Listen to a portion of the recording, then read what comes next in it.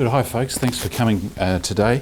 It's a great chance to talk a bit about the promotion process, and there's some really exciting changes being made to the policy which is important to get on top of. So we're a little bit of new territory here.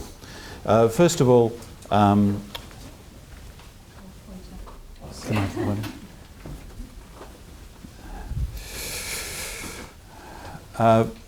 this slide I think tackles what might be some of the myths about the promotion process.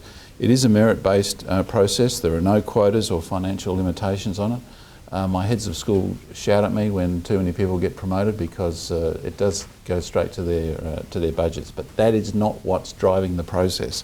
It is based on merit. We do not start by assessing the needs of the university, the faculty of the school for a senior position in a particular area. It's based on demonstrated performance. This is very different from appointment. If we had a gap in our staff in a particular area, we'd make the case for an appointment in that area. We'd go out and look for that person. We'd make an appointment. This is not that. This is recognition of performance. There's an important difference between appointment and promotion as well. So the appointment is more future orientated. It can be made based on an assessment of what the person might do on promise and expectations. Of course, appointments open to internal and external competition as well. The other thing is that the final point to stress is on this slide is that the appointment process does recognise teaching, does recognise research. These are both significant. There are a set of standards that apply to positions that identify the roles that you could be asked to take on at each level. Just performing to those standards is not in itself the grounds for promotion. What people are expecting to see is a high quality of performance and a significant impact of performance. Promotion neither is related to the length of service. So technically, if you were in a level C position and performing adequately at that position, you could continue to work in that level for many years. To move to level D, you would have to demonstrate the quality of your performance and its impact. Promotion, yes, is one form of reward, but this is a good reminder to people like me as well. There are lots of other ways of rewarding good performance too, and it's worth keeping those in mind, and some of them are listed on this slide.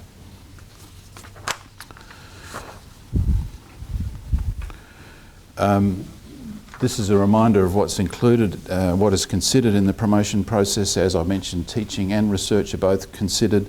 Service to the university and to the discipline, these are the categories. They're addressed at each level. So staff of the university are expected to make contributions in these areas at all levels, but it's the standard at which you operate which differs, and the policy and guidelines explain the sort of things that are being looked for to differentiate the different levels. This is a process that's based on evidence, and bits of evidence come from that which you provide yourself, like CELT data, prizes, citations, lists of publications. It comes from what your peers say, so what the referees say, and it comes from your own commentary, your own assessment and explanation of what you've done and what you've achieved is important. Provide some analysis of what you think you've done and the impact of your work. The commentary that goes in the front isn't simply like a relisting of what's in the CV. It's your commentary on what's in the CV and what you think significant about it. This bit here is also important but frustrating. I know papers submitted, not accepted, are not counted. So what they really want to see is what the actual outcome is. If you've published a book recently, an example springs to mind. What they'd really like to know is this the big book? Is this the big book that's going to push you over from one category into the other? What's really good is if you have not only evidence of the publication, so that would be an example. You might have a contract and say, I've got a contract on the book, but is the book out? if I go to the website, can I find it? You know, is there an ISBN number for it? Is it actually published? What is the date of the publication? They want to see that. And even better is if it's a book, they'll want to see, what will be extra helpful will be if there's, say, reviews and commentary on the book. Now, this gets really exciting. This is the new format. This time you can, for the first time, you will be able to weight your application in favour of the predominant focus of your work. So it's going to be really important, I think, to be realistic about what you choose, and it's going to have to be endorsed, as I understand, by the head of school as well. So what's going to happen is that the committee will look at your application, consider those areas I've just reviewed, give you a scoring on them, which we'll come to in a moment, and they'll do that independently of the weights that you've chosen. But then you know, it'll be like the Oscars. You know, the envelope will be opened and the weights will be revealed, and then the score will be calculated. But in other words, what they're trying to do is evaluate each component separately, not be influenced by the weights that you've chosen in order to evaluate each component. So it's going to be important, therefore, to have done some planning, some career planning, some professional development. You know, what am I going to focus on? How am I going to position myself? Has my head of school signed off on this? Because that all has to line up around the application.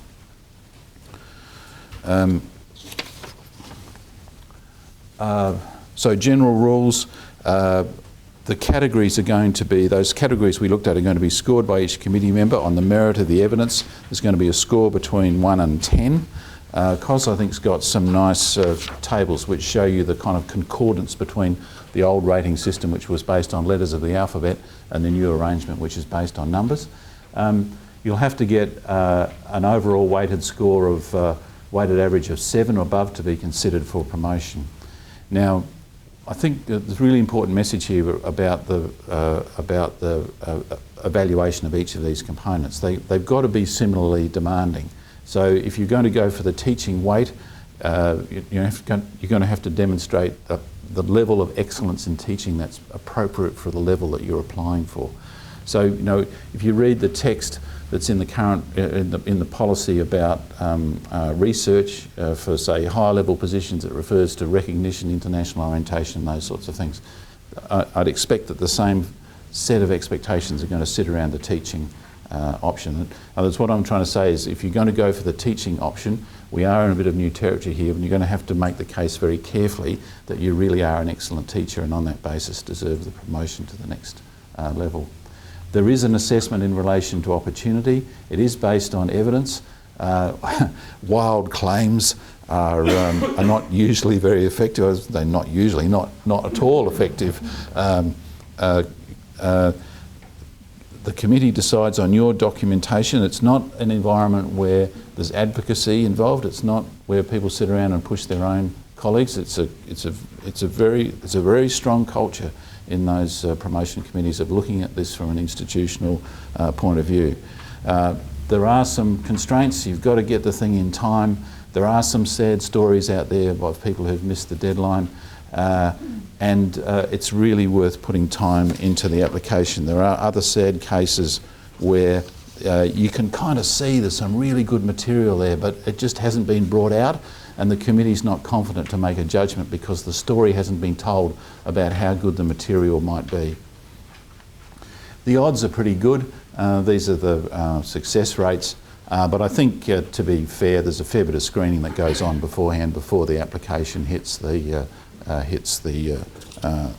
committee. But I mean, I think what that says is that it's good to talk to colleagues, get advice, get a feeling for how other people are performing. I mean, Duygu's remarks today will be important for you, give you a feel for what she achieved in order to move from B to C. So get a sense of what other people are achieving. Talk to your head of school about whether that person thinks your application will fly. Take the advice seriously.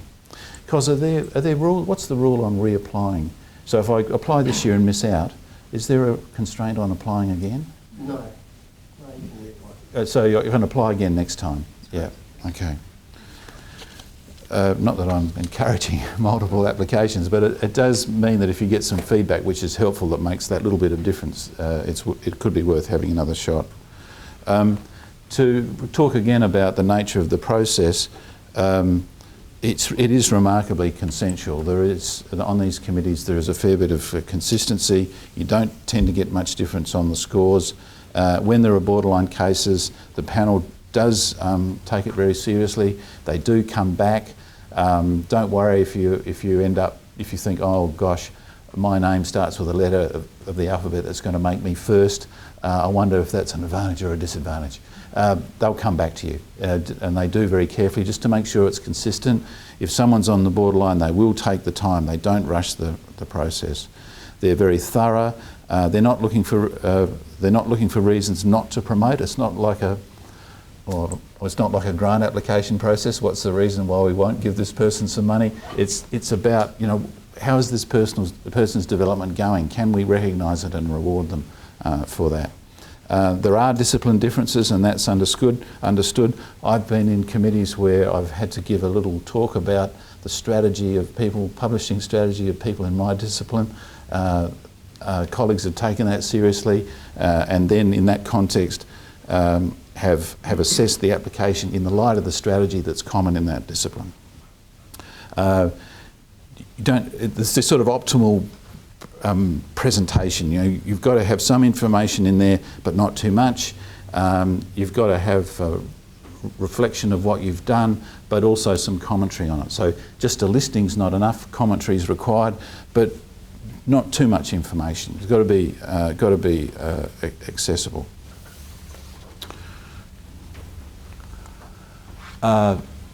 So it's like that old joke about voting. Yeah, vote early. Start early, ask for advice from others who've been on the panel before, find out from your colleagues who's been on this is B to C, right? So there'll be people in your groups at C or D or E who've been on these committees, take them for coffee, have a good talk to them, see how it's done. Make sure you've discussed these weightings with your head of school and you're on the same page about that. Look around at what other Bs and Cs do. Are you performing at that level? Listen to Duygu carefully today. Fine to be confident, but you've got to be convincing. Some sad cases I can think of is where somebody's decided, oh gosh, the deadline's due, I better fill in that application. They generally don't get through because you can see that they've been rushed or there's space there that they haven't used to make their case. It is worth taking some time on. It says here 3 iterations are not too many. And don't just list your achievements. This is my theme, I guess. Draw the theme, develop the argument, tell the story about yourself. Where am I going? What am I trying to achieve? How is this consistent? What I'm presenting to you, how is this consistent with what I'm trying to do? Provide the evidence, call the numbers, refer to the CELTs, refer to the publications, present the package. The procedure is important. There is a page limit. They do count it. They go, well, how many pages are here? But you've got space. There is space in there to tell the story. You might think your life deserves 50 pages, but you know there is in the space available, and everyone's following the same rules. It is the last 5 years that you're talking about. Important to select your referees carefully. Make sure they're people who know your work and they're also credible commentators, and keep talking to your head of school about the strategy. Sometimes you might be concerned that something's missing. Things like ARC grants are very powerful indicators of your performance and the esteem in which you're held. Maybe you don't have one. Don't just ignore it. Comment on why you don't have one. You know, it hasn't been part of my strategy. That sort of funding doesn't work for me. Maybe there's some rationale for it, or you know, I have tried a number of times. We've got close. I was in the band, but we didn't get through. I'm still trying. It is part of my strategy. Some sort of commentary on that. It is performance relative to opportunity. So highlight that if that's important. You might want to use offers from other universities, but that's kind of evidence of your reputation. Invitations to conferences, invitations to join national, international projects, all of those things are testimony to your connectedness and your reputation. And the quality of the evidence is important. So polishing the summary is important. It's like those grant applications. You know how the first paragraph's the hardest thing to write? So you've got to sort of capture the thing. It's worth writing it and putting it away and getting it out again and polishing the summary. Appointments are easier. Look, I know it's frustrating. You think, oh, you know, they've appointed that person and I reckon my CV looks better than theirs. But that's the appointment process. This is the promotion process. And if you don't succeed the first time, get the feedback, go around again. What we want to do is get behind you in your careers and see you succeed. Thanks very much. Questions or comments? We've got time for those?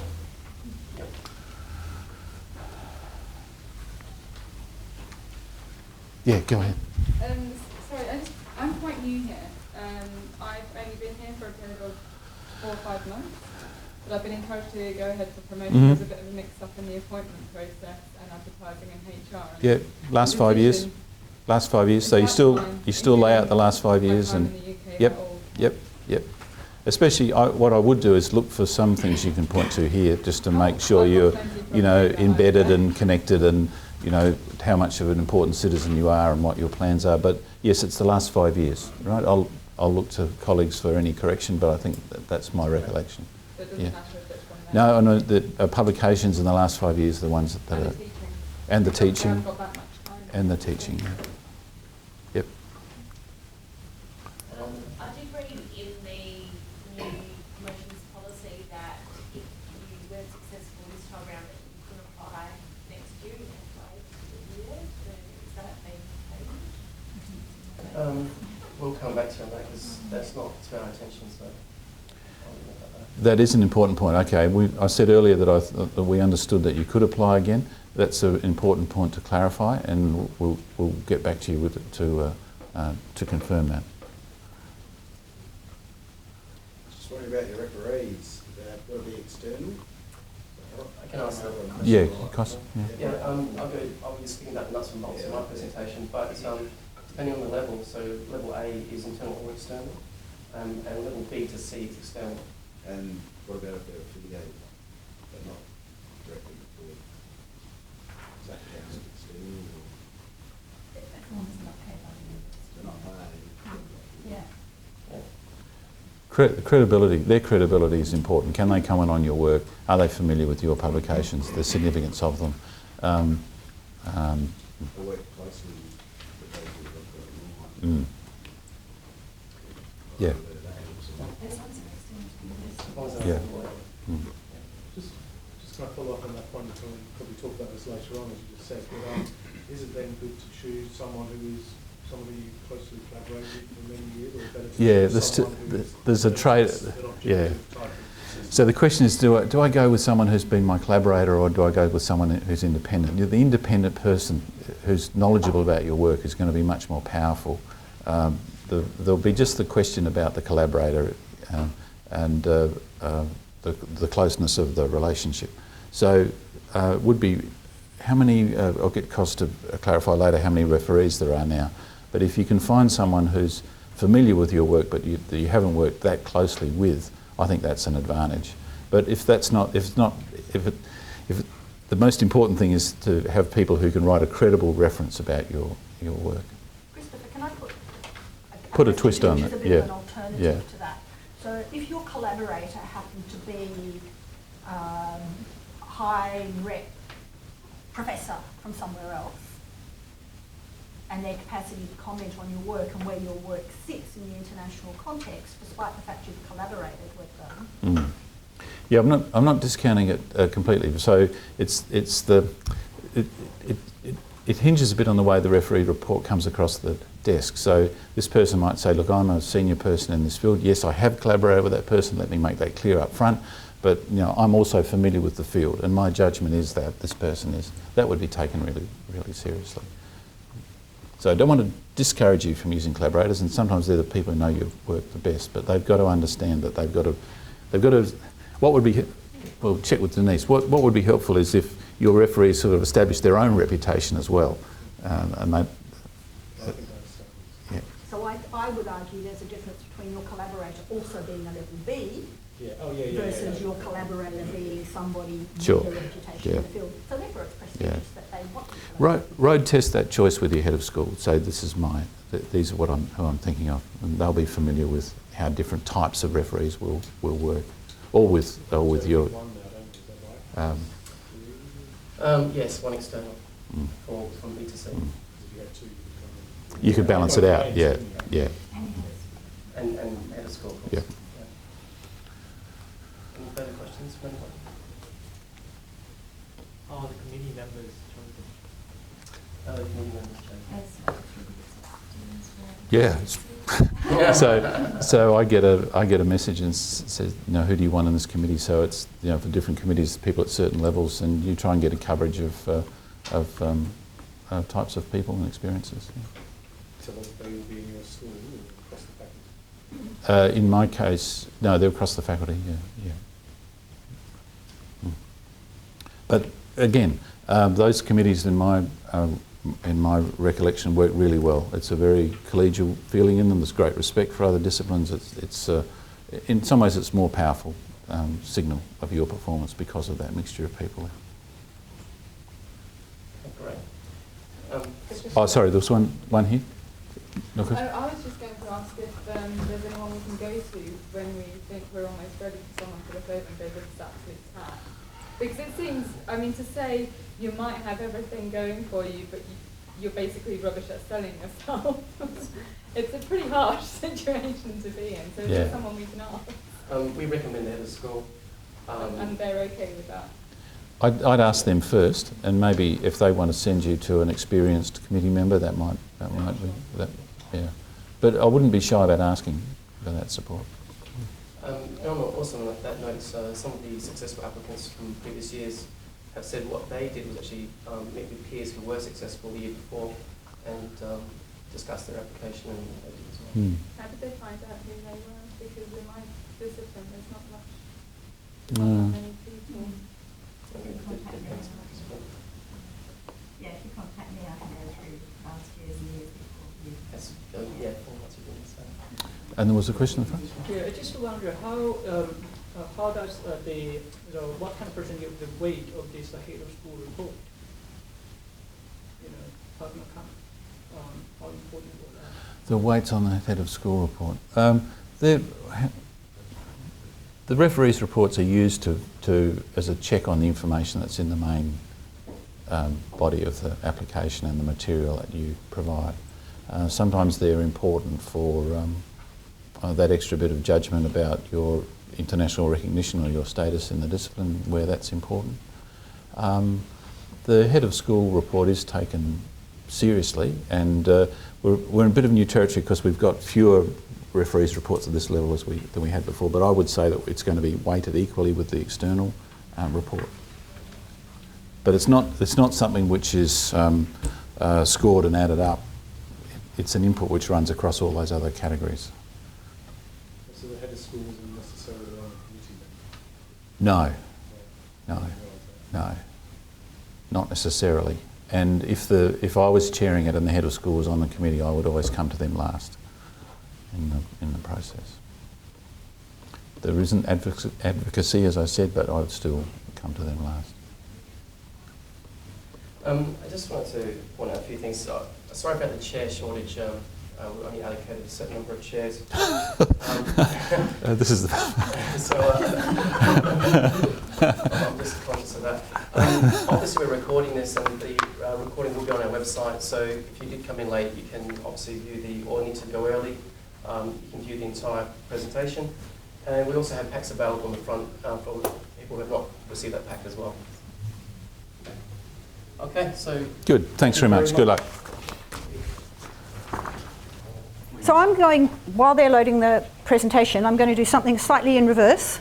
I'm focusing on the teaching component of your application. I have presentation prepared. You've all got a copy of it. I, of course, think it's absolutely straightforward and will make perfect sense to you. But I will go through it, but I'm also going to deviate a little bit from the presentation because in the usual fashion, as I was thinking about it this morning, I thought, oh, and I really need to say these kinds of things. But what I just wanted to see is thinking very clearly about the teaching component. Any burning questions right now? Because I'll stick them on the board and hopefully pick them up. Okay, you're just going to... I've got a question. Oh, yeah, I knew. There's always a difficult one. How important are the SELT data in the promotion process? I could look back to you and say, you've been on the committee. My answer, and Christopher may give a slightly different answer. I'll ask you how should they be? Should they? Yeah, the different question. My response will be, you've got to think about it in two or three different ways. The first is first of all, what are the data? So what does your performance look like? Secondly, what does that performance look like against the norms of your discipline internally? And I would also say, if you can, look externally. So there are disciplinary differences around the ways in which students respond to the SELT forms.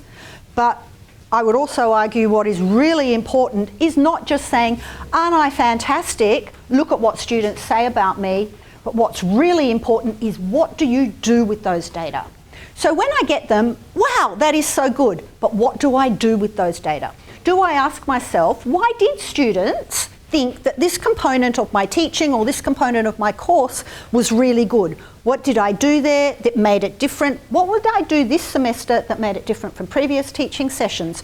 So always it's using the data and using the evidence. We often use the SELTs as a proxy for lots of other things, but in the same way in research measurement we use lots of proxies for quality as well. One of the advantages of using the SELTs data is they are reasonably well understood across the university. Everybody in the university that is expected to administer the SELTs, therefore it's an instrument and it's a set of data that's common across every applicant. What would be even better is if you could say, here's my SELTs performance data, but here are some other mechanisms that I've used to collect information about how well my teaching's working with my students. So, someone who's been on the committee, would you give a country? I think, yeah, go ahead. No? Well, I think that what you point to, which is the loop, you know, what feedback did I get? How did I take it into account? And what did I do subsequently? That's a really important part of the teaching. I think. And I would argue that here and anywhere else. So, question there. Just to potentially put what you're going to say in context, how would you define teaching quality versus teaching development or course development program? Okay. And the significance of both in the context of the application. Sure. For me, so some of these are, I'll say personal opinions, but personal opinions on the basis of both the research literature and practice, I guess. So teaching quality and your portfolio and some aspect of your application should include something about what good teaching is in your view. But teaching quality is about what it is that students learn. So it's about the achievement of learning outcomes on the part of students. It's about what you do as a teacher to facilitate students achieving those learning outcomes. Some of that will be through the way you design the courses, the way you design your assessment tasks, the way you design learning experiences, the sorts of classroom environment that you create for students. But how do you know that your teaching is effective? So again, what are the sources of evidence that you use? How do you know that your teaching made a difference? Did students learn? Or did they actually just have the same experience again in your class? So it really is about what is it from your perspective that's important? What is it that you believe creates an effective learning experience? How do you think people learn? So we're not looking for an Education 100 introduction to educational theory piece here, but we are looking for something that says, I didn't just go in and kind of do what I've experienced and I didn't just do what I've always done. I've actually thought about how do I think people learn What evidence is there that tells me that my gut feeling or my educated approach is going to be effective? How did I do it? And how do I know it's effective? Does that make sense? Okay. All right, so now we'll... Did you have a... is there... Apologies, the presentation, Oh. it was a shortcut save, so we can bring it up. Oh, okay. You can tell I wasn't even looking. All right, I might... I'll start... you've all got a copy anyway. I'll talk you through, but I'll just make a couple of other comments. So it will start to sound very boring because I'm going to be saying exactly the same sort of thing that Christopher said, that is both about performance, and I'd say this is about your achievements. It's not a description of what you've done. So move beyond the descriptive to something that is analytic, to something that says, actually, I did all these things, but I achieved these things. So thinking for yourself about what that difference is, because frequently what we see is just a description of an I did, and I did, and I did, and I did. And what we really want to see is, as a consequence of doing all those things, what happened? How did students learn? Did you, because you became so passionately interested in whether running your small groups differently would make a difference, that you did some analysis, you did a little bit of in-classroom research, you went to the literature, you had a look at what you might do, and then you went, wow, this really makes a difference. So I shared it with my colleagues. I wrote a journal article, or I did a conference presentation or something similar. So I'm not saying that's everything that you should do, but thinking about what are the outcomes and what are your achievements is really important. The other thing, and a couple of other things that I think are important, and I'm going to say, Christopher said don't be overly arrogant. I'd also say be honest. This is about selling yourself, but your colleagues are also applying for promotion. Don't claim things that you aren't responsible for. I've sat on promotions committees and gone, this person was responsible for that, and this person was responsible, and this person. So I think, well, can't believe any of you. So do that little honesty check as well. So that's one thing I'd say, because it is sometimes a bit easy to think, oh, they'll never know, and I'll just push things a little bit. Other thing I'd say is, remember, you're representing the teaching component of your work as an academic, and you're representing that to people who don't know you, and they don't necessarily know the context in which you work. There are disciplinary differences in teaching, just as there are disciplinary differences in research. So we talk a lot about talking about the innovations that you do in teaching. What's innovative in one discipline is common practice for the last 50 years. You're going to look pretty stupid if you try to represent something as innovative which has been happening all the time. But you also need to demonstrate to the people who are reading and making judgments about you that you get this.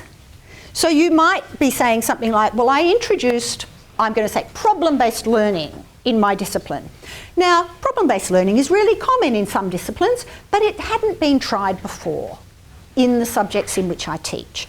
Therefore, adapting the principles of problem-based learning was innovative, and it actually was effective, and this is how I know it was effective. So that bit clear? Okay, now I'll try and take us through the handout in a sense, and you've got it, so we can cope without a PowerPoint. So again, slightly repetitive, information. So it is about presentation of information, but it is absolutely about the commentary. It's the story you tell. Thinking about, taking a step back, what is it about myself as a teacher? What is it about my beliefs about teaching? What am I trying to do as a teacher? Laying that out and then taking me, the reader, through what it is you do, how you've achieved these sorts of things, and what effect it's had. Too often I think people go, oh, got these headings, right to these headings, and they don't see it as a cohesive whole. How do things tie together? Is there a relationship between your research and your teaching? Can we see there's some kind of coherence to the sorts of things that you do? And I always come back to evidence and analysis of that evidence. You need to show that it's not just, I think I'm a good teacher. I think I'm a good teacher and I made a difference because my students told me. I would actually like to see a bit more evidence about how did you confirm that? How, if necessary, did you disconfirm that?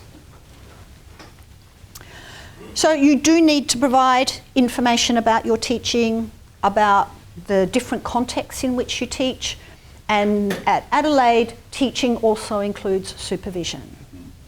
So frequently, so some universities, supervision sits in the research dimension. For us, it's seen as part of your teaching. So if you are engaged in supervision of postgrad students, remember to include something about how you see that as teaching. There are lots of things written about supervision as pedagogy and supervision as teaching, but frequently people don't make that very explicit in their applications. So do think about how do you construct that relationship with your students? What is your role as a supervisor? How do you ensure that learning takes place and it's not just a kind of a mirroring of other things that are happening? We do expect that you would be able to be reflective enough to say, as a teacher, I am trying to achieve these sorts of things. These are my objectives. This is what I'm aiming to do. But as a teacher, these are my strengths. These are some things that I do pretty well. And how do I know I do them well? Because I have evidence. And they can be all sorts of different things for different people. So within the teaching component, you can include not just, I'll say, the embodied teaching and what happens between you and your students in labs, in classes, in tutes, in a supervisory relationship. If you have an active online component of what you do, or if you're teaching in a fully online course, how do you think about that relationship? What sorts of activities do you develop for your students? How do you approach that? But teaching, and it comes back to your question, teaching also includes your role in course development. It includes your role in new program development, if you've been either the lead or a contributor to the development of a new program, how you've thought about how all that comes together, how you do make some judgments about how effective that might be.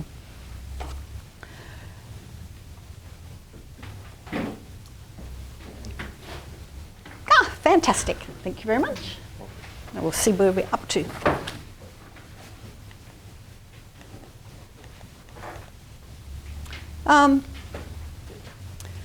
So we come back again to the question about quality.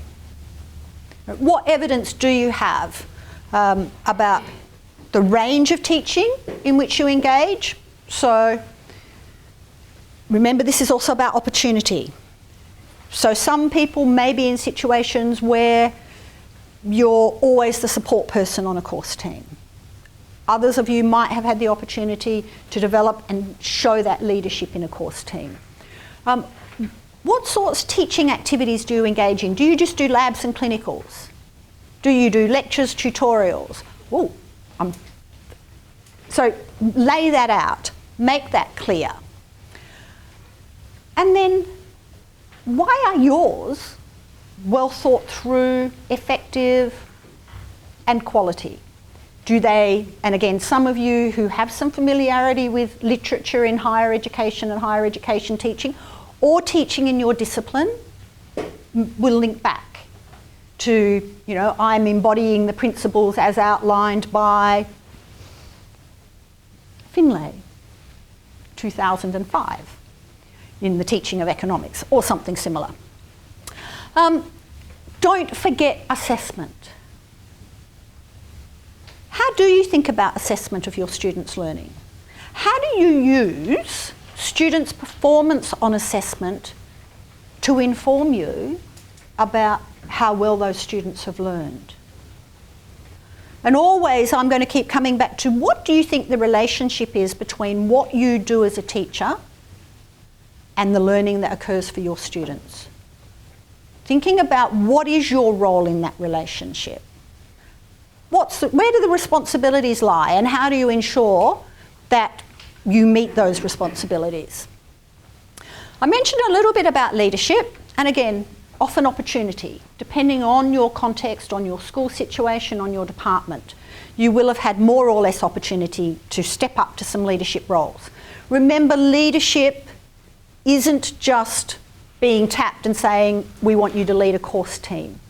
It's about where you might step up to something in the program. It's about where you might take a lead in changing people's thinking about the way, a teaching approach perhaps in courses or programs with which you're involved. Whether you've engaged in any mentoring, perhaps with a new member. Oh, I'm looking at you, you just happen to be in my line of sight. But, you know, whether, because you've been here for a few years, whether you took on a mentoring role with a new staff member perhaps, helping them think about their teaching. I know that in some of our schools across the university, there's some peer review of teaching. So if you've been fortunate enough to be part of a formal peer review process, draw on it. Your role, reviewing your colleagues' teaching, how you responded to the feedback that you received. But I also know that there are people here who do a little bit of a buddy system, a bit of an informal peer review.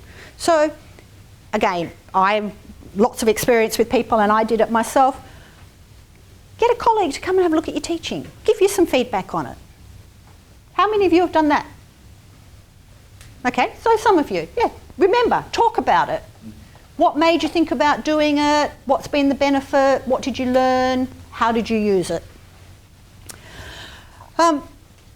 Inclusive teaching. It's not something that we've been very explicit about at Adelaide, but if you have stopped and thought about how can I teach in a way that allows students with different learning styles, students with particular disabilities, students who perhaps can't always get into class every time, understanding their context.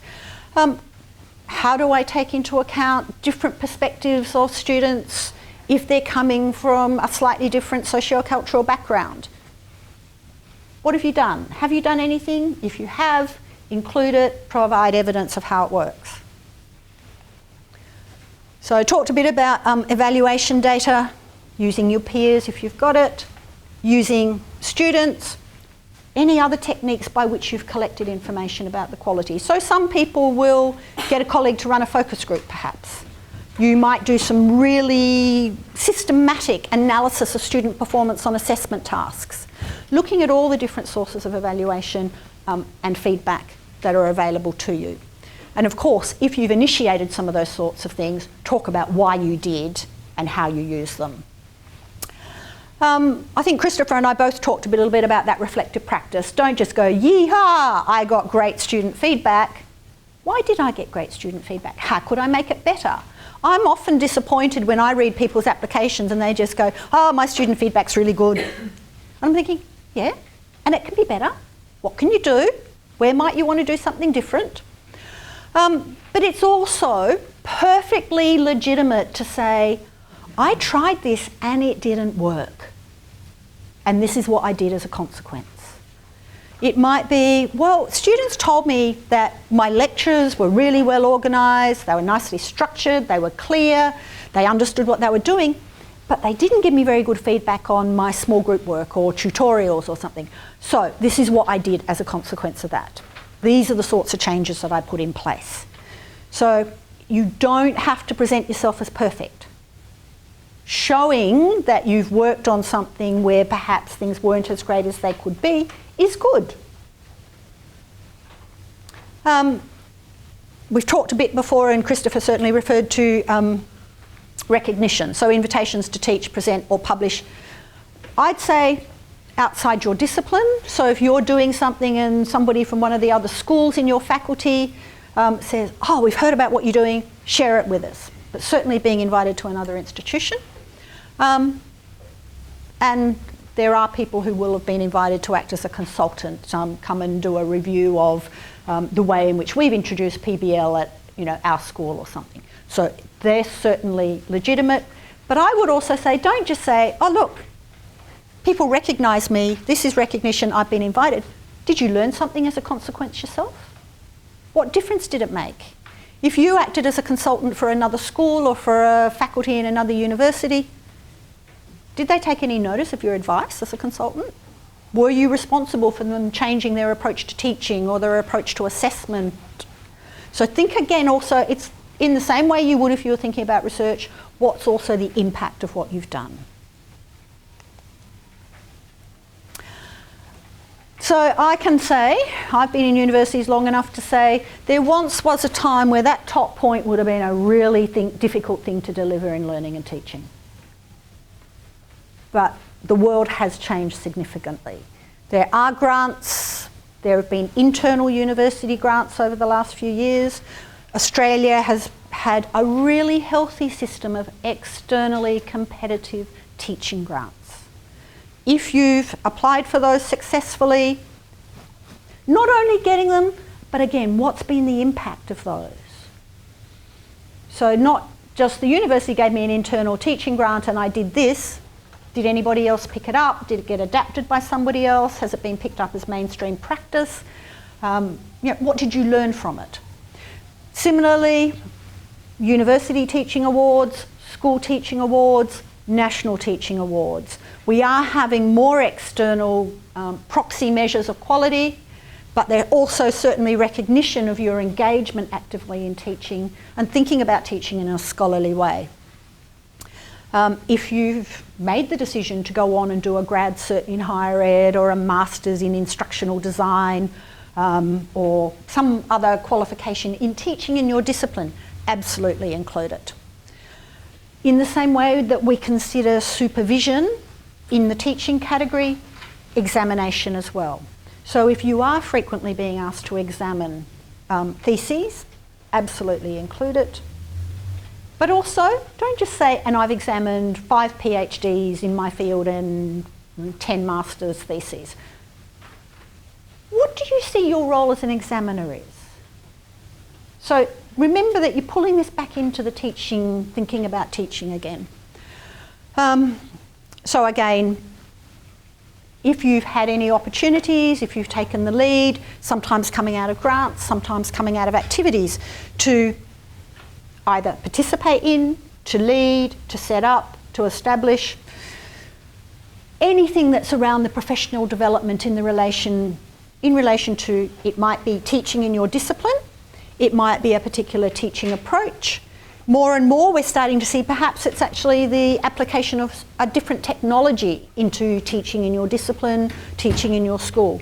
So be clear in this one, if you do include anything, about what your role was. Did you lead the development? Did you conceptualise the whole idea? Did you perhaps run something in your school that then got picked up and you were invited to run it for the faculty? And there have been quite a lot of opportunities to engage at a national level. Australia's got a much better framework for engaging at a national level, and if you've come from the UK, fantastic framework to engaging at a national level, and in a multinational level in the UK. But also, quite frequently now, a lot of your big disciplinary conferences will have either pedagogy strands or workshops around teaching in the discipline. Did you take a role? Did you do something there? This is not something we would always expect that you've done, but there are a number of academics who do get deeply engaged in the teaching of their discipline, or a particular component of teaching such as curriculum design or assessment. Those of you who have students doing internships or workplace learning, those of you who do a lot of work around capstones. So some of these, you may well have published a scholarly piece. If you have, absolutely include it, but show its relevance. Talked already a bit about innovation. So innovation in teaching can be about the way you design your study materials. You might have been the first person in your course or program or school to really actively use My Uni, or to really actively use Collaborate, or look at how you could use social networking in supporting your students. So it could be in that, it could be just around the way study materials are presented and given to students. It could be about innovation in assessment, it could be innovation in introducing a new approach to teaching. a little bit early. I'm expecting in the next couple of years we will see innovation in small group discovery, but I don't think you're going to get that in this year's round. So again, always think about innovation and make it clear to the reader why it's innovative. So what used to happen in my discipline, in the program, in the courses in which I teach, around assessment is we just got students to write essays and then we gave them a final examination. I thought we could do something different, something better. I proposed this, we implemented it, this is how it worked. So again, it might be, I was talking to a colleague in a different school and I heard about what they were doing in relation to assessing clinicals.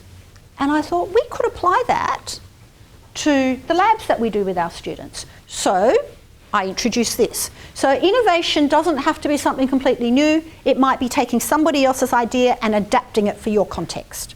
So reuse and adaptation is really important. So again, while developing a new curriculum, but it might be saying, saw this curriculum somewhere else and I thought we could bring it in and we adapted it and I took a lead role in adapting it. So it doesn't always have to be 100% new. And increasingly we like reuse and adaptation. So Christopher asked the Dorothy Dixer about CELT. So I'll direct you to the website. It is important to contextualise it and to acknowledge that it is going to be different if you are teaching a class of 20 or if you're teaching a lecture theatre of 450. And again, it's that notion of the comparison. What does your performance look like cognately? So again, a little bit more, some assistance around interpreting the CELT data. My boring importance of evidence and using the evidence. Don't just chuck the evidence in and think that the reader's going to do the work, because they're not. You need to show them why it's important. You need to show them why it's significant. And coming back again, you're talking to people who don't know you. They don't know your context. They may be coming from a completely different teaching context where the sorts of things that are important to them aren't what you know and what you're familiar with. You do need to make it clear. So I always say, think about your application as taking the reader by the hand, structure it, make it nice and clear, walk them through, and then point some things out to them. Do some signposting. So, you know, I think Christopher's slide said, you know, 3 iterations is not too many. I reckon you can never do too many, because every time you read it, you think you could make it more clear. But get people who don't know your teaching really well to read it. And they'll say, but what do you mean by that? I think we've talked about showing that you are reflective, you know, analysis of, and often it's not, it can, and it's legitimate in many circumstances, to point out that, you know, some of you might have had the fortune of teaching your classes in the Freemasons building. Yeah? Yeah. Well, I think I'd be reflecting on what impact that might have had. I don't think you can use it as your excuse for everything. So again, what sorts of actions you've taken, thinking about, you know, responding appropriately, and so on. You are expected to include a teaching portfolio, information about your teaching portfolio, and your teaching portfolio really does stand alone. You should think about that as just a piece in its own right. But it does let you just expand a bit more. It provides that really deep, rich background for the people who are reading your application. And I would suggest that you do that final test which says, if I read my teaching portfolio and what I think is important and what my teaching philosophy is and what I've done, does this align to what I just wrote in my application? Check that alignment, because somebody else is going to if you don't. So that was a bit of a gallop through. More questions?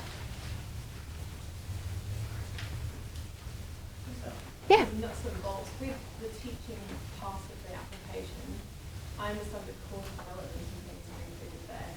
What about the program development that can almost be administrative? I'm just wondering if you, is that subjective when I listen to personal at school, or are there guidelines on I can't say that there are guidelines. I would say that some of it is going to be contextual. So I would always, as a learning person, say, of course program development's about teaching and learning, there's lots of that conceptualisation. But if your role in the program development was much more about, is there a market for it, and what do the numbers look like, and can we do a good business case, then I'd put that in the administration. And certainly if you've done some great market research and you've got a fantastic business case, that's where I'd put it. But if you've had a role in program development, which is conceptualising the program and its academic integrity and so on, then I'd put that in teaching as a kind of superordinate classification to course design. Yeah. I wanted to ask, obviously it's clear that an evidence-based approach is important, and results will probably be the most important form of evidence in teaching context.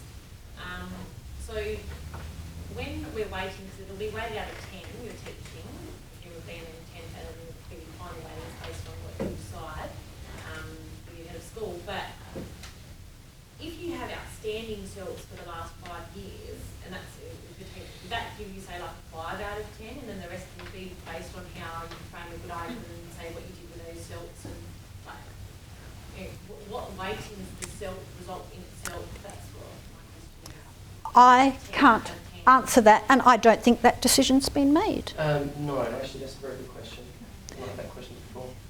Yeah.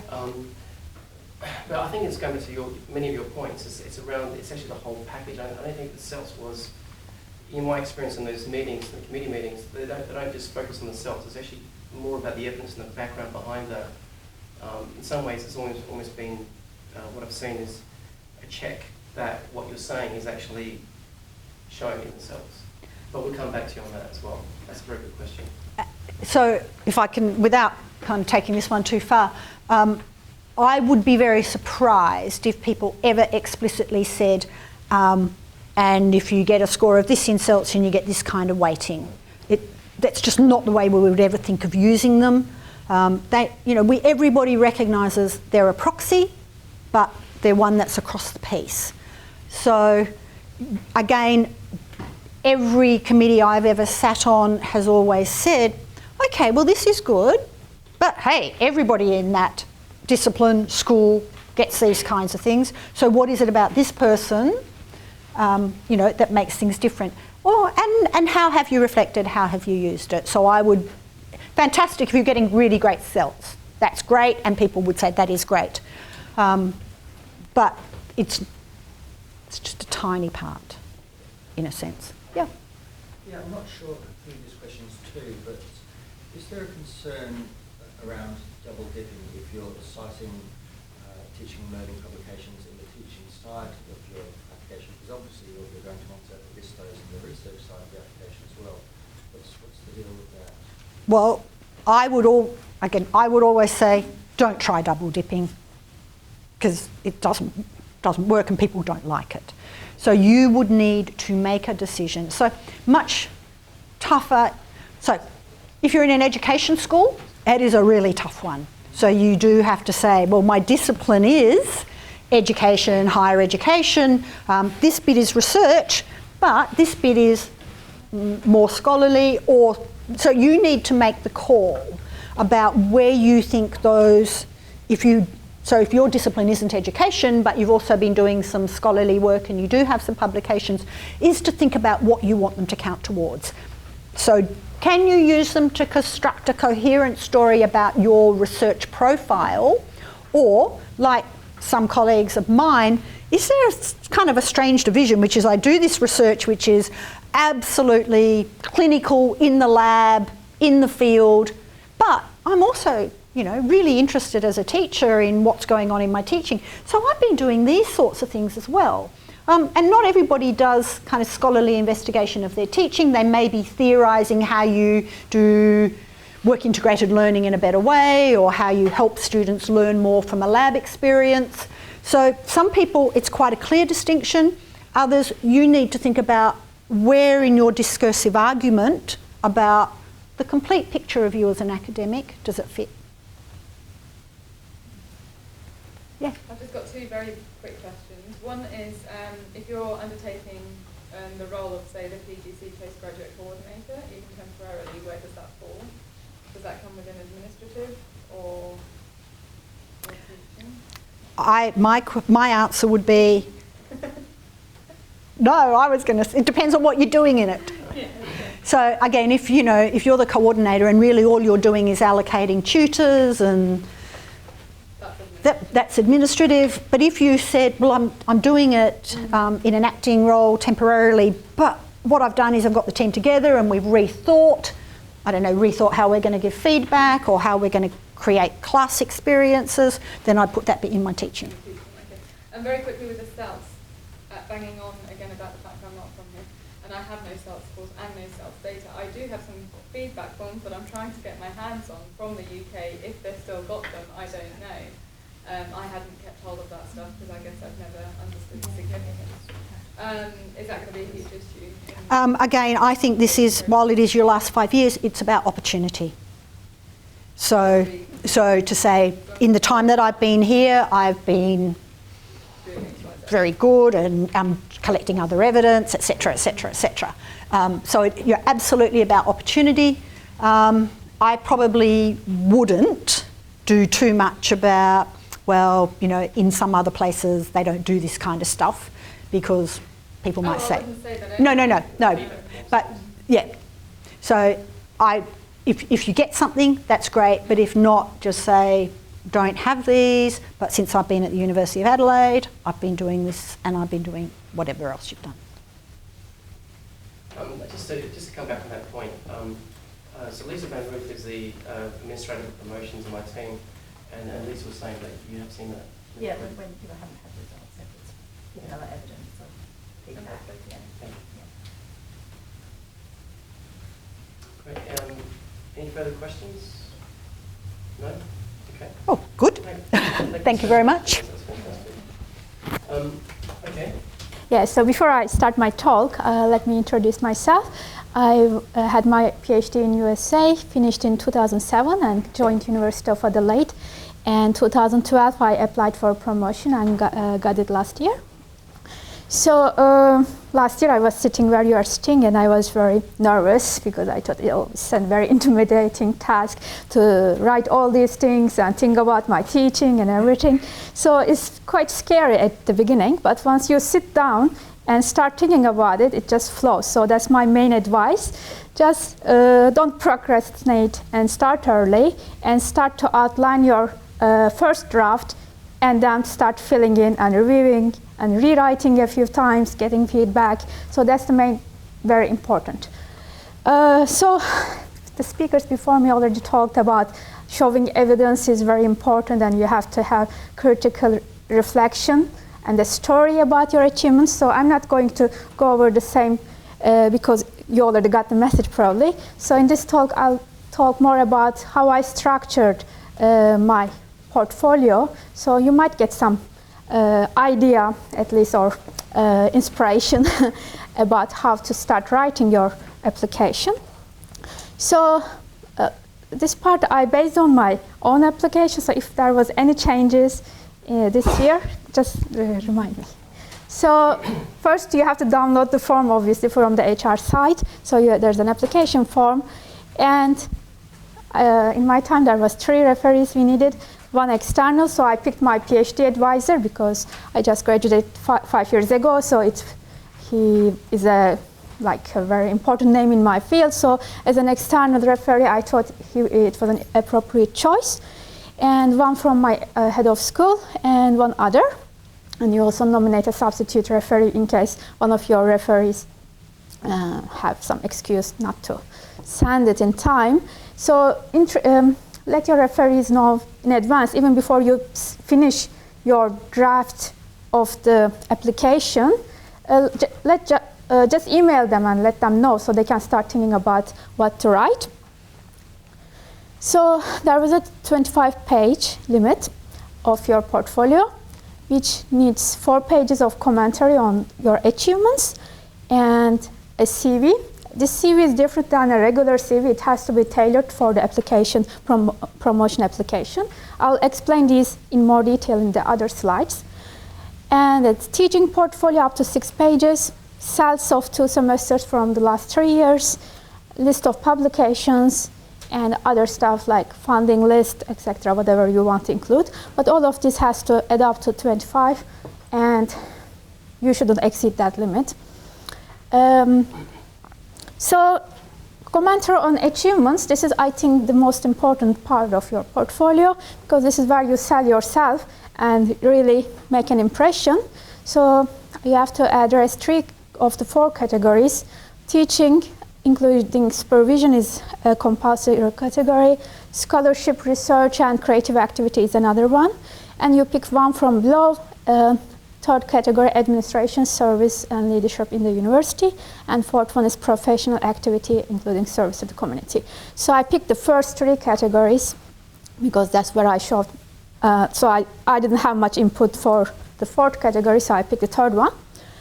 So how did I structure this, the first draft?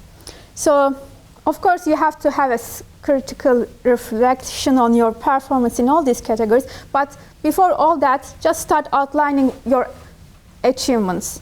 So from there, you can start thinking about how to sell those.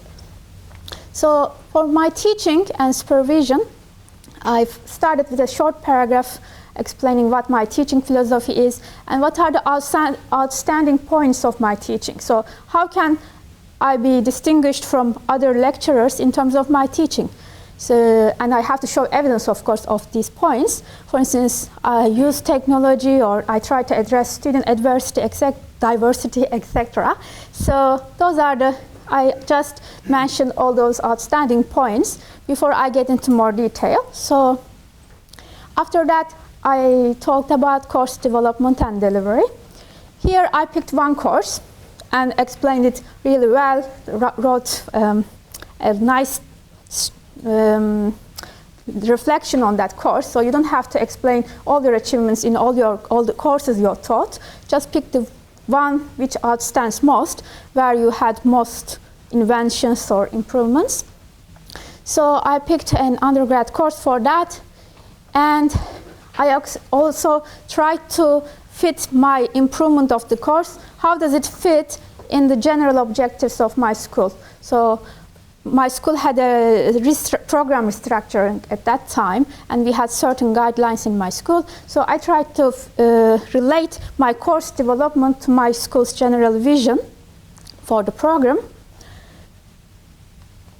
And I had to explain why I needed to improve this course, because I had certain challenges in this course, like this was a large class with a lot of student diversity, different age groups, different backgrounds, etc. So that was my major challenge, so I had to explain that challenge first.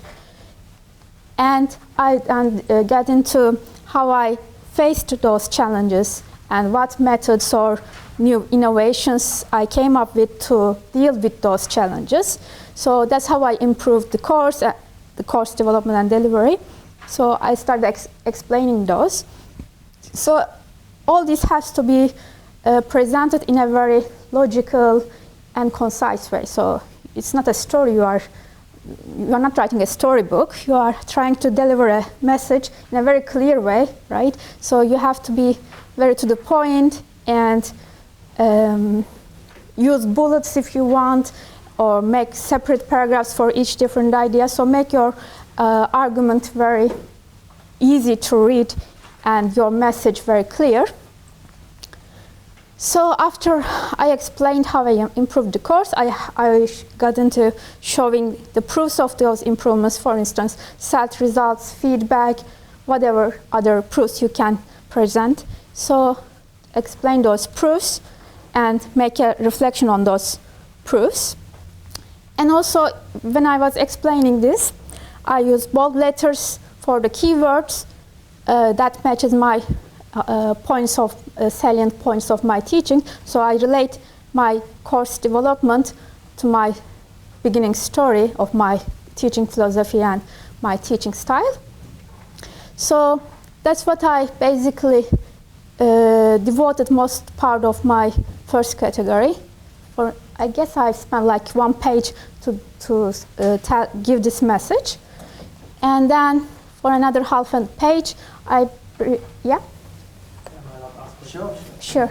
You mentioned other self and other kinds of proof for, Yeah. for your achievement in teaching. Can you give an example of another type of outcome that is not self? Well, I had a teaching grant which I used.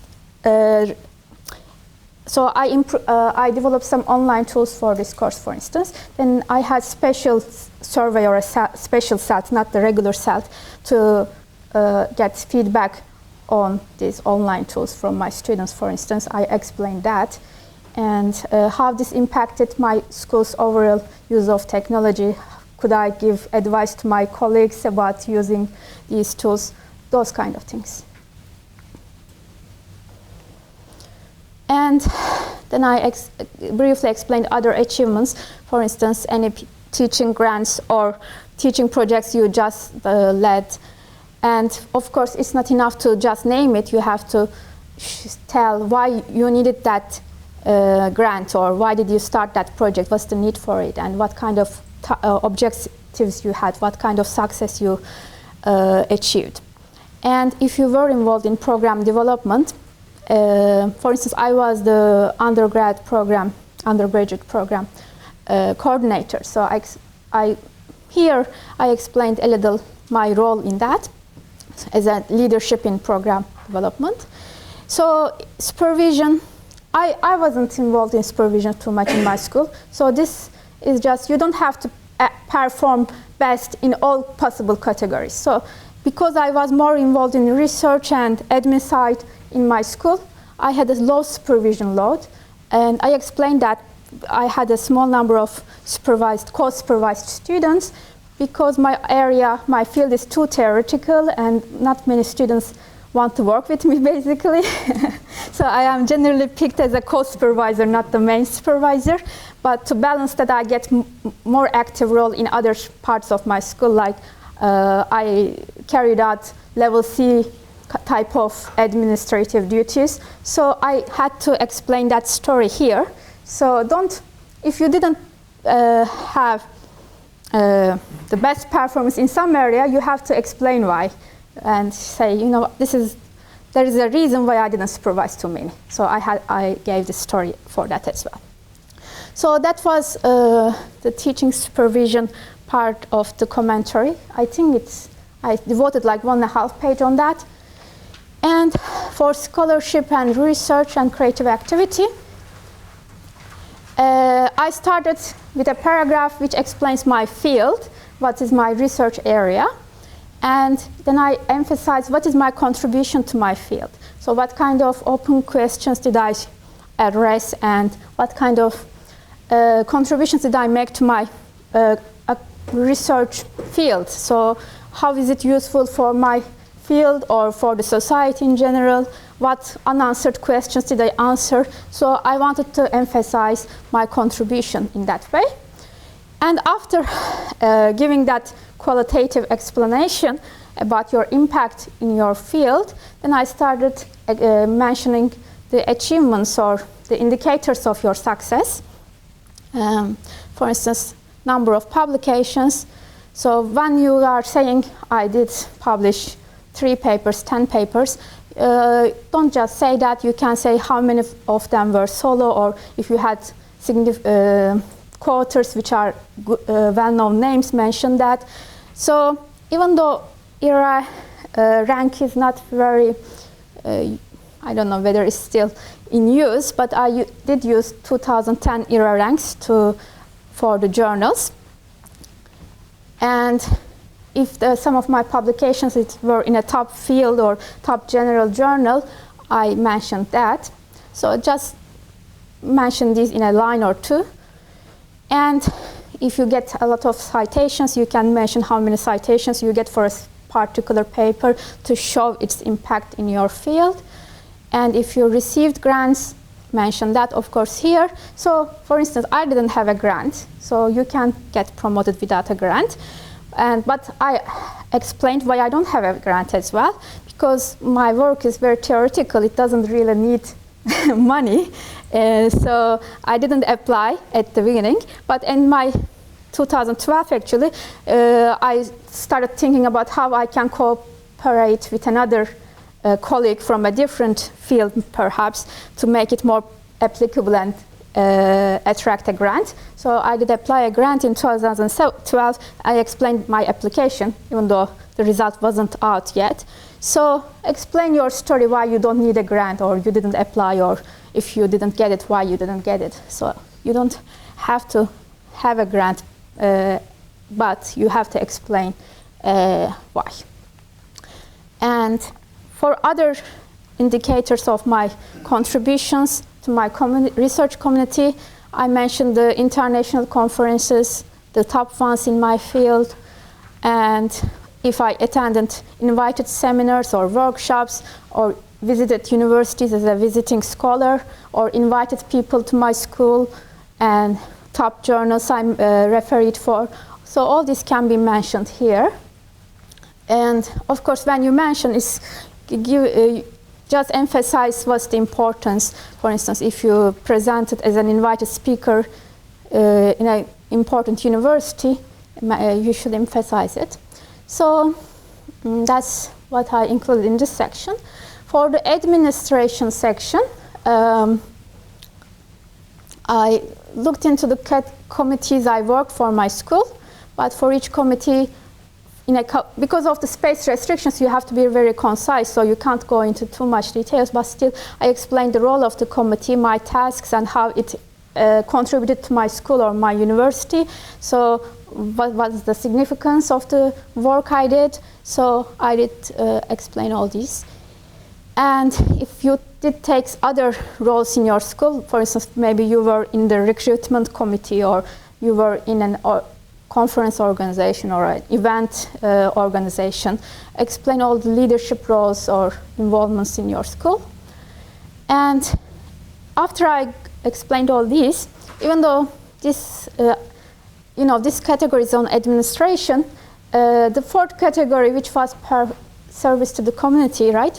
If there are things you did in that category, but there aren't too many, so that you focused on third category, you can still mention your other achievements in a few lines at the end of this category. That was the advice given to me last year in this workshop, and I did apply that advice, and it didn't hurt, so I guess it's not bad. So for instance, I was an iTrack volunteer, which you chat with high school students from disadvantaged areas. So even if it is not an administration task, I still mentioned it here at the end of my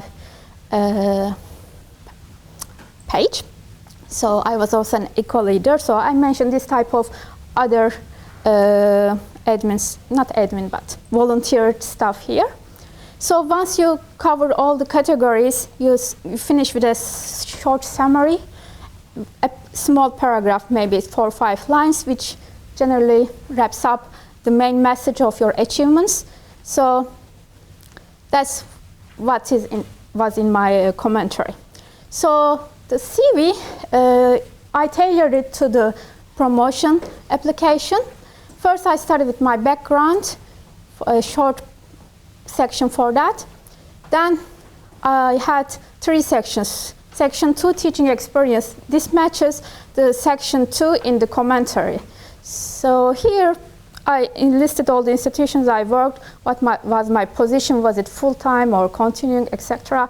What courses I taught in those institutions, were they postgrad, how many years did I offer them, so I listed all those here. Third category was on scholarship, so I gave these headings in my CV so that they match to the commentary, and it's easy to match between commentary and CV. So again here I listed how many academic journals, the name of academic journals I referred, the publications I have. Here not only the published papers, but also I listed conference papers, research papers, etc. Although research papers, they don't indicate achievement in the sense that they weren't published yet, but I still listed them here to show that, I'm working on all these topics. So, yeah. Just for the research, in the CV, did you put the ERA ranking, or did you refer to that in the full page? I did put the ERA ranking in a publication list, which is separate from the CV. Oh, okay. which I'll get into in the next slide. So, and I listed my conference presentations here as well. And the fourth one was my administration tasks. Again, for each year, I listed the committees I worked or chaired and other admin duties. So I separated for each year to show the progress. So that was the CV. And then you have a publication list separate from the CV. I used 2 pages. I started, so I didn't list all the publications right away. I started explaining my research field again, so in a few lines. And I gave the names of top publishing venues, like which journals are top journals in my field. So, and I mentioned I used the ERA 2010 list for the ranking of journals, but this list is not perfect. For instance, one of the top field journals I published was wrongly categorized in social work rather than in economics. So there were some, I mentioned that here, you know, you have to keep these things in mind when you are looking at ERA ranks. So here I list my publications just like in my CV, but there's a special format for publications. For instance, here, if you have I had a paper with a co-author, so you have to write your name in bold letters. And after my name and my co-author's name, the title of my paper, in parentheses I wrote how many times it was cited. And then again in parentheses you write whether you are the lead author or you are a co-author and what's the percentage of your contribution. And then the name of the journal. And in parentheses again the ERA rank in the brackets. And then I mentioned what kind of journal was it. It was a top field journal in the field I work. So I mentioned that here in parentheses. So another paper. This was a solo paper. Again, you still write your name in bold letters. And this was an A-star journal. It was a general economic theory journal. I mentioned that in parentheses. It wasn't published yet when I was applying, but it was accepted. So I wrote the acceptance date. So it doesn't have to be published, but it has to be accepted. Haven't you cited before? Because as a research paper as well, it was online for some time. And I presented in conferences so people knew the paper. Sorry, can I also ask, did you include all of your publications or you selected the publications to restrict it to 2 pages? Well, in my area, we don't have too many publications anyway. So I had 5 publications when I was applying. And it was the average for of 8 universities for English. But if your area gives you lots of publications, then you have to select the top ones, I guess. Maximum of 2 pages. Yeah, pick the best ones, or maybe you just list your publication instead of working papers or anything else.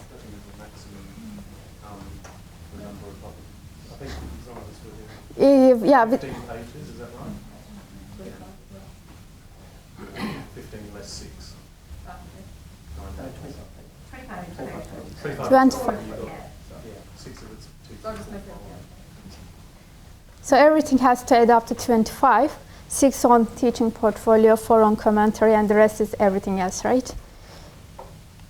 So teaching portfolio was very difficult for me to write because you have to really analyze yourself, your teaching, etc. So, you know, it will take time to write these 6 pages, so be prepared. So I'll just give you the outline of the categories I addressed. So I started mentioning my teaching philosophy. I really thought about it. It wasn't just standard lines. I really wanted to give a message here. And then in a different section, I explained my teaching goals, what I want my students to achieve at the end of this course, kind of learning outcomes, or what I want my students to achieve generally in my program. So then I get into my teaching responsibilities, which are the courses I teach. So I picked 1 postgrad course and 1 undergrad course. Oh no, sorry, before I explain those things, I listed all the courses I teach here. So for postgraduate courses, I listed them. Undergraduate, I listed them as well. But for each course, I mentioned how many students it had, whether it had postgrad students in an undergrad course, was it a core course, or was it a field course, all those little details, I also explained them here. So after listing all the courses I teach, of course I just show 2 of them here, but there is a longer list in the actual application. Then in the 4th section, here is the main section. You have a critical reflection on your teaching activities. Here I picked those one postgrad, one undergrad course, and really thought about how I teach those courses, and I explained it here. Again, for instance, for the undergrad course, what was my teaching strategies and methods? I had a section for that. So I used keywords from the teaching education literature, because we had to take the teaching at university course, right? So we learned about scholarly approach to teaching. So I tried to write my reflection using those terminology from the education literature. For instance, problem-based learning or active student participation, all those striking words. I try to use those, of course, to relate how I teach. Then I had a section on challenges and how I improved the course, how I addressed the self-feedback. So there's a section on that. In the end, I explained what kind of course materials I developed or used, and what were the learning outcomes I tried to achieve. Another section I devoted, very short section for selected student feedback, some positive feedback and some critical feedback. So these are just lines I picked from the cells to show how students see my course. And another section for the teaching grants or projects I undertake. And scholarly approach to teaching, here I mentioned the courses I took, like supervision courses or teaching courses in the university. And I had an article on teaching, so I mentioned it here. And last section, again, supervision. And this is another page which wasn't compulsory, but I added to my application, which was, I think, important. So how I analyze my CELT results. I made a table like this. These are the questions from the CELTs. And I picked 2 courses, a postgrad course in the first column and another undergrad course for 3 years. So here I listed mean, median, and broad agreement for each question. And at the end of the table, the last 2 columns, I have the School of Economics averages and School of Faculty of Professions averages. So I compare my results to those. So after I give this table, below the table for half a page, I explain how I analyze this table, what I did with these CELT results. So which questions needed most improvement, for instance? In my table, I guess, when I started, my question 5 encourages student participation. I got only 4.7 in the first year. Okay, so that was a low score, below the average. So what did I do? So my broad agreement was only 58, which is quite low. Then I improved to 93%. So it's a huge improvement for me, and the point rose to 6.1. So I indicated, what I did to improve this score, what methods I used, how I responded to student feedback, etc. So pick the questions you scored low at the beginning and tell a story how you improved that score over time. So I also explained why I think was the reason for the low score at the beginning, because I had a very large class, so I couldn't really make students engage during this class time. But then I looked into ways to improve that and just emphasize the continuous increase on those scores, which shows the effectiveness of the measures you take. And then at the end, I summarize what I want to do in the future to improve the course even further. So what is my future goal? So that's what I did. And if your averages are above the school or university averages at the moment, emphasize that as well. Yeah? But how do you get it? You can email CLPD. Well, the CLPD doesn't exist anymore. Okay. but your faculty can provide them. They're provided to the faculty. Yeah, I think I found it online, but I can't remember where exactly. Yep, yeah. So the SELT, there's a URL in my handout. So what's his final advice for you?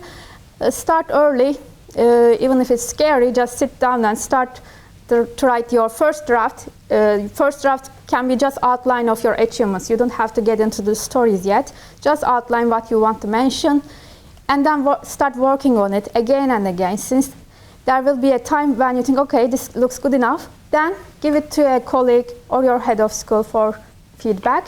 I did improve my first, so I thought, okay, this is good to go now.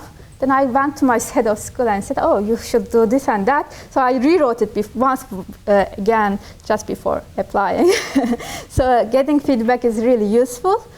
And try to cover all the criteria they mention in the application material. And always talk about the evidence and the reflection on your achievements. You try to make it as easy as possible to read. Make it very logical, bullets, bold letters, sections, etc. And don't miss the deadline, that's very important. And I was afraid to talk about all my achievements. I felt it was arrogant. But actually, when you talk about your achievements and what you did to get those achievements and what's your story, it's important to sell you because people won't understand you unless you tell them, right? So don't feel that you are being arrogant. This is actually what's expected of you. So that's, yeah. Any questions now? Can I just ask you one question about, you mentioned about you read one page in the commentary in the teaching, but then you write something in your teaching portfolio in the section 4. Is that something you can repeat? Or? Commentary is very concise, so it's not very long, right? Teaching portfolio is really more detailed. There can be repeated stuff, of course, but I don't see a problem. You just give more detail and more story in the teaching portfolio. Yeah, I did use the same course both in the commentary and the teaching portfolio. So there had to be some overlaps, yeah. Yeah. You gave your referees some warning initially, and then as that you were going to apply and then send them all the... Yeah, exactly. And then what's a polite period of time to actually write the referee? How long did you give them? So you can just start thinking about whom you want to pick and email them now, next month. Yep. And then once you're finished with your application portfolio, send them. Yep. And of course, remind them just before the deadline is for them to email their referral letters. Yeah. I'm actually going to talk about that in a second. Oh, you are? Yeah. Did you manage to get a sample to refer to when you write your application, or are such samples available? Or? There was online last year. You will put online. That's a very good point because we had examples every single year because the process hasn't changed. Well, this year's a brand new process, so in some ways that could be difficult. So we are looking into that. Yeah. But I mean, if any of you want my application, I can email you if you just email me. There's no problem. Anything else? In the interest of time, because I do want to allow time for questions, because my presentation is really about the nuts and bolts of the process itself. Some of the questions that have come up have been questions regarding how does the committee decide on your application. So where I sit in this whole process is that my team actually owns the administration of the promotions process.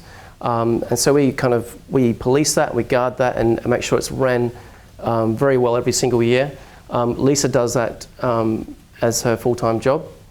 She does work 3 days a week, full-time. And so I can answer questions around the process, and there are some questions that we've had today that we'll take back and definitely come back to you regarding what the committee may or may not decide on your application. So we'll get started. Just a bit of a headline. I spent many weeks trying to get this presentation down from 50 pages to just focus on the key points. So you'd be happy to know I've done that.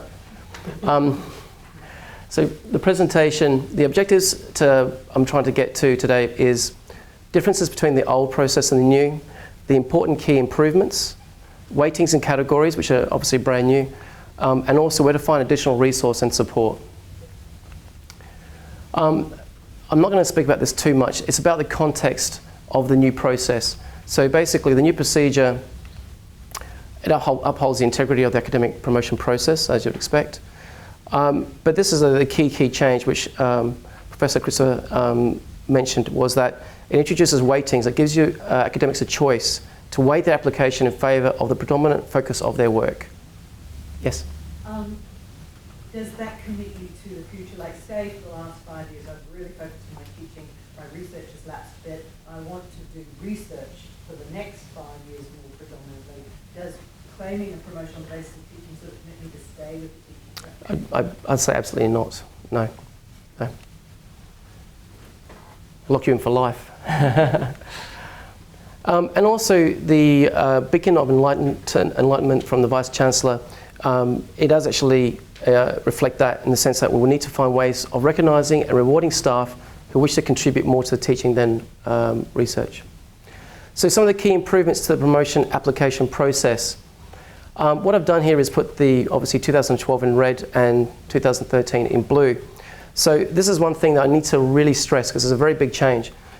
In previous years, the referee reports could be submitted approximately 2 weeks after the application. They must now be submitted with the application. So there's a lot of chasing. I'm also aware that there's more chasing and there's probably, there'd be more awareness around the timelines because they must be submitted with the application. There's now a template as well. And there's a template as well. So just another, we might even come and talk about it. Sure. Something that I thought was strange is in that template it says, I'm assuming you mean the cover letter of the template that you get to send out to them. It actually says that you're responsible to send it out and then you ask them to email you back their reference. Is that correct? And then you put that in the application? The applicant puts it into the application. Yeah, okay. It seems a bit odd that you would, normally a reference would be to the committee or something rather than giving you the opportunity. I don't know, like, if I was someone who was thinking about to do this in a manipulative way, I could say send out 4 and then select the best one. Not that I've thought of that. Sure.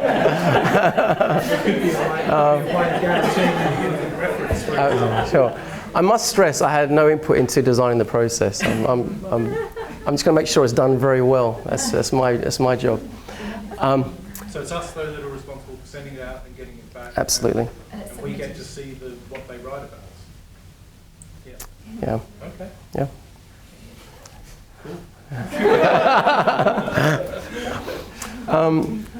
So looking at the numbers of referee as well. So 2012, this is for A to B, I must stress, there was 2 internal or external referees plus head of school. Now it's 1 internal or external.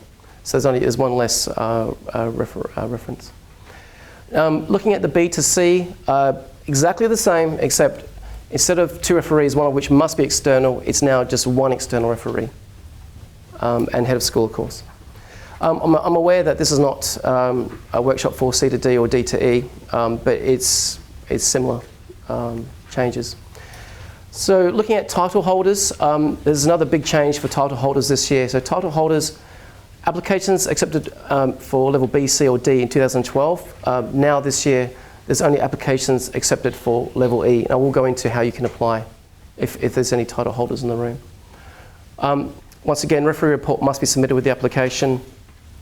And there's 1 referee from head of school. So just going into title holders very, very quickly, applying for B, C or D, if that's... Sorry, again, sure. So we are responsible as well for collecting the head of school one and putting that in the application. That's right. Okay. Yep. So if there is any title holders in the room who are looking to apply for B, C, obviously today's not about D, apply for promotion B, C or D, you need to make a request to Executive Dean at the time of renewal or conferral. There are exceptional circumstances, and you can apply for exceptional circumstances. And what I've done here is the Procedure Manual 21.1 has a lot of information regarding that, if you look into that further. There's also special consideration. And this year, going forward, there's now more generous consideration of applicants whose academic careers has been interrupted or impeded due to extended illness, maternity, parental leave, caring responsibilities, or any other circumstances that you wish to highlight. And what you need to do is you need to put your case in one page only, and that's submitted with the application. It's not part of the 25 pages. Okay. So that head of school is really new. Like it's only been here about a month or so. Okay. How does that affect? In this circumstance? No. Oh, sorry, referees, yeah. Sorry. That's okay, it's fine. As far as referees go? Yeah. Yeah. Well, it's only been here about a month. Okay. Did you work under a previous head of school for a Yeah. period? Yeah. I think the generally accepted, with approval from the exec team, that's what you're going to do. Submit one from the previous head of school because of the circumstances. Yeah. Yeah. So just contact me and we can sort that out. Yeah. Yeah. Thanks, Lisa. This slide here, now, this presentation will be added to our website, so you won't have to take as many notes or try and copy if you don't. But what I've done here is, for those who are really interested in all the changes in the process, I've created a slide which I'll have as part of the full presentation on the website. But a lot of those changes don't really affect the applicant. It's more of a process change. But they're there if you're inclined to look at those. So categories, so getting into the real change. Why categories? It's created a clear and equitable process. It also demonstrates contribution made at the promotion level being sought. And there's 3 focus areas. There's general academic, teaching, and research. Why have weightings been introduced? Once again, to reiterate, you can weight the application in favour of the predominant focus of your work. That's the core reason. This slide here is more for your information. So looking at the, since I've got this, I might as well, yeah. So looking at the 3 categories over here and the special consideration down the bottom, there are some large variances. So for general academic, you can see 55% maximum, 25% minimum, and it's quite a large range for a person to select from. If you're research focused, then you can see that the other areas are predominantly low, and the research is a very limited range of 75 to 70%. Yes? So going from B to C, do we still have to pick teaching research in one of the other, or are we allowed to choose 2 of them? That's the next slide, actually.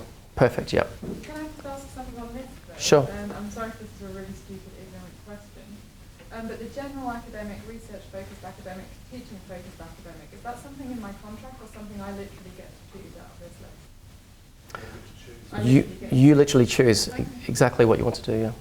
Yep. Can I ask another question? Sorry. No, go for it, yeah. If you're in, say, the last 5 years, your role has moved, like I've moved from a research-only academic to a more general academic position, am I reflecting my current weightings or the weightings over the past 5 years or the weightings as I move forward? Yeah, it's over the last 5 years, and I think that in this process, what I would stress is that which we'll get to in a second, you have to sit down with your head of school who will actually go through those weightings as well. So that's where I guess sense check will come into it. Looking at general academic, you can put quite a hefty 55% of research in there still. Yeah. There are some key points on this slide. First of all, the criteria remains the same as before. So we are actually looking at the same criteria. Weightings must add up to 100%, just to make sure that's clear. I want to get 200%. That's strange. So assigning your weightings. So it must include a discussion with the head of school, and the form must be signed by them. Obviously take care to realistically consider areas of strength. You are responsible for the weightings. So no matter what anyone says to you, you are responsible for the weightings you decide on, and are made at your discretion. Now, this slide is quite busy, but I really wanted to show you a working template of what you fill in. And just to highlight a few of the key areas here. So level B and C, which is quite relevant today, of course, applicants must nominate in teaching and research and either administration or professional. So those two and one of those. Level D and E, they must nominate all 4 areas. So you can't choose both, even if you think that you've done a lot of administration and a lot of professional. For B and C. Yes, so teaching, research, and one. Only one, the others. Yeah. And the way you fill in your weightings, it states 100%, of course. And down here, you can see that the signatures there with the head of school that you've discussed with your head of school, the weightings as well. This slide here is really just for your information again. So in the previous years, we had a scoring guide A, B, C, D, E, and there's a new scoring guide which is 1 to 10. I'm assuming that's because we can't weight letters. And you can see that there's the correlation between, say, D, for example, insufficient case at the point in time, low degree of evidence of merit. So they're very similar ratings. It hasn't varied greatly in that sense. So I'll spend a little bit of time on this, how applications are scored. So what happens, the applications are sent to Lisa. I was going to say us, but they definitely go to Lisa. Those scores are then, the applications are then given to the committee members, and they score those applications without knowing your weightings. Those scores then come back to HR. We apply the weightings to those scores. Then those weighted overall average score is then given to the committee to convene on at the committee meeting. Yes? If you're applying for special consideration, does the special consideration get read before? I don't believe so, actually. The special consideration, does it get read before? Yeah, they take in consideration, but I don't believe it's anything different. They get looked at in the committee meeting. But they see the special consideration when they're marking the application? Yes. Yeah. Yes, Oh, yes, okay. yes. Given that these weighting choices is new and heads of school may not be great at figuring out how to help us with our weightings. Yes. Suppose I choose weighting and my applicant, suppose I choose a number that's not 40, 40, 20. And yet, say, under the 40, 40, 20 rule, I would have gotten promoted, and under the, because I choose a number that's different, and because we're not exactly aware how it's going to work, I get penalised for choosing a bad weighting. Yes. Will I get penalised? Okay, that's a very, very good question, and probably the most emotive question, and we've definitely got slides on that. Yes. That's the number one question in every single meeting we've had. So looking at how the scores are categorised, so a score 8+ is deemed promotable. A score between 7 and 8 is further moderation at committee level, and a score that's less than 7 is not promotable. Any significant variance is definitely discussed in that committee meeting. Now going into, this is what will answer your question hopefully. Going into the actual scorecard. Now this is a candidate, applicant A, level D, and general academic. This is a candidate who's sat down, spent the time on the application, spent time with the head of school, has weighted the application correctly. As you can see, 45%, 25%, 15, and 15, and they've selected general academic. The committee members are scored accordingly. And those scores then come to us, and HR will apply weightings, the formula. So you can see here, the person's been scored quite highly from all the committee members. There's 5 committee members here.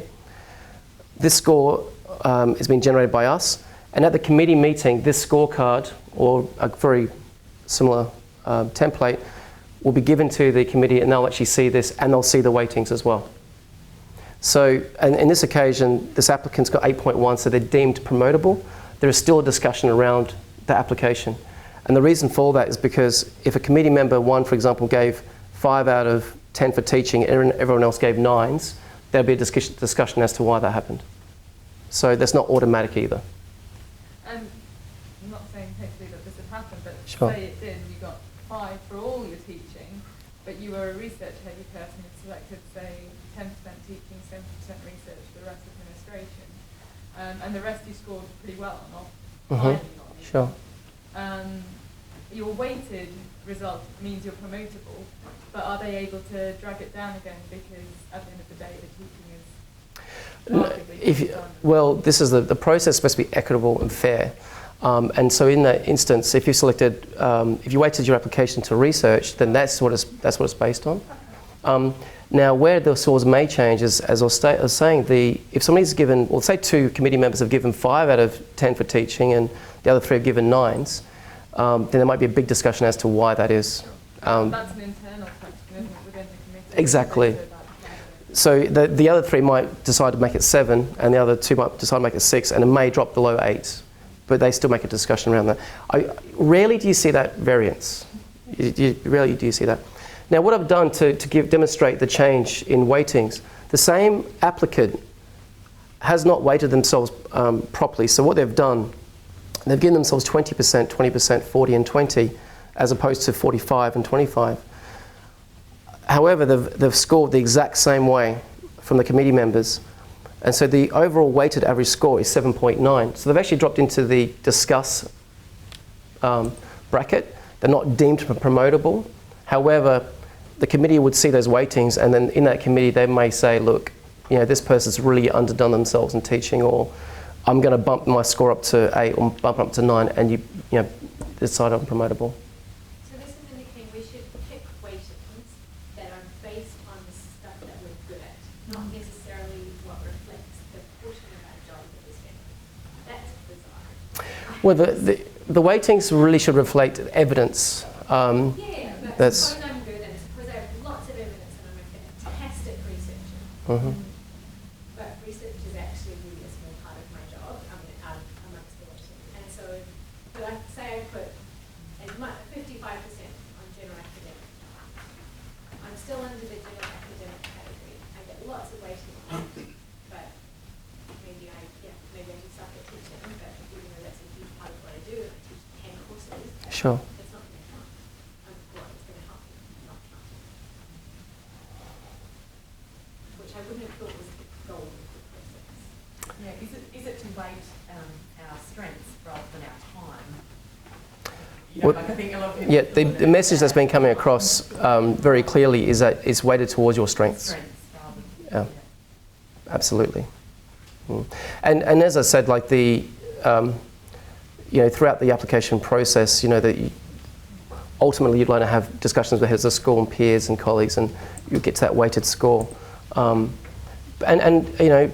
Christopher really summed it up nicely. In the committee meetings, they don't make a quick decision. They actually really discuss those applications and really try and see where they can promote the person. I guess what would be nice to see on that scorecard or whatever is just what the unweighted versus the weighted is.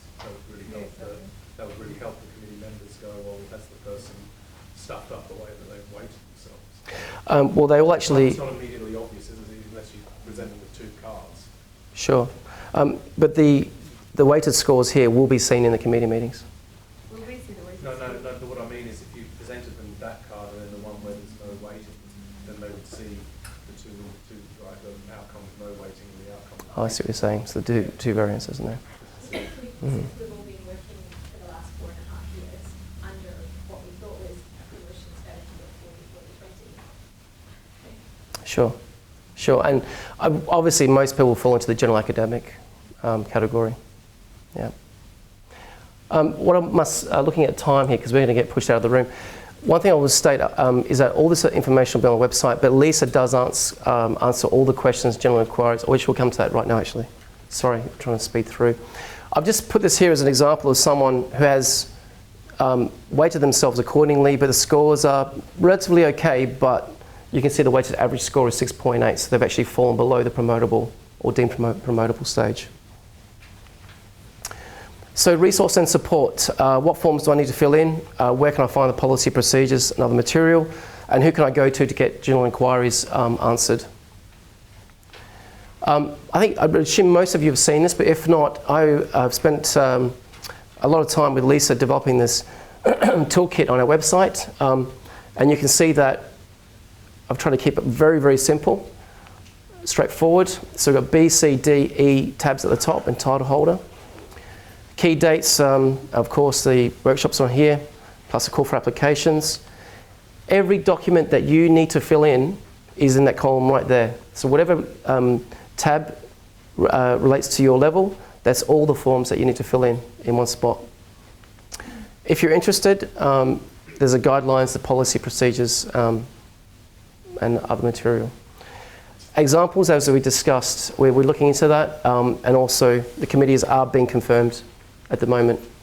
So how will we support you? So currently the recruitment team is structured this particular way. The people involved in the promotion process is Lisa, is definitely the expert in this space, and I support Lisa, and the HR Service Centre will answer general inquiries as well. This is on the process. Summary of the key improvements. So there's introduction of specific focus areas for research, teaching, and general academics. There's a removal of discipline subcommittees, which doesn't really affect applicants, but that's a change in the process. Introduction of weightings, so you can weight the application in favour of your predominant focus of your work. There's a reduction in referee reports required. They must be submitted to the application. And also there's more generous consideration if your academic career has been interrupted due to circumstance. Any questions? Yes? You spoke about some rigorous discussions and corrective processes for people who might have not got their weightings right. But bottom line, it is possible, isn't it, to do an application that would have succeeded under the old rules, but could fail because of stuff. That is a possibility. I would say it's a possibility, but the reason why I think it's unlikely is because if you were a general academic and you decided to select research focused, then you could definitely not be promoted. But that's where I think it's very unlikely, to be honest. I think if you had a very good application in the previous years, and the application was submitted under this process, I would actually say that majority, if not all of them, would be promoted, because the committee still convenes. They still look at the application. They still look at the evidence. And I've seen committee members, debate a person's application for quite a while, and then say, "Let's check out the referees or check out the CELTs." This is actually meant to give the applicant more power and more control over their application, so that you can say, "I've not been strong in teaching. I've not been strong in research. I'm going to push my weightings different directions."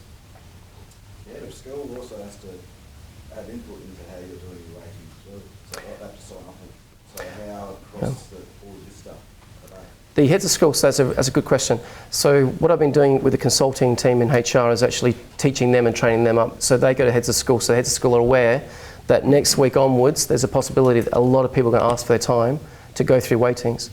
But if they tell you that they don't agree with the weightings, that's fine, but it's your choice. Yeah. And I'm sorry if this is in your toolkit, what's the timeline? I know when we're due to submit the application, Sure. How long does it take for the turnaround response to come? Or even if you told us so? No, it's okay. I'm racing because of the time here. So generally speaking, as when the application is decided on and when you hear about the application. Schedule on that? Promotion schedule 2013, in that first column will give you when the results will be known. Mm-hmm. So we've got the applications are due by the 5 o'clock on 10th of May, and the promotion schedule. Is that where is that where it shows it? Yes. Yes. That's where it shows you when committees are expected to meet and when... Sorry, but I can't open it. So there's the information will be on there. Yes. As I said, because of time, we've had to rush through some of the content, but more than happy to answer questions anytime, 5 days a week. Great, thank you very much.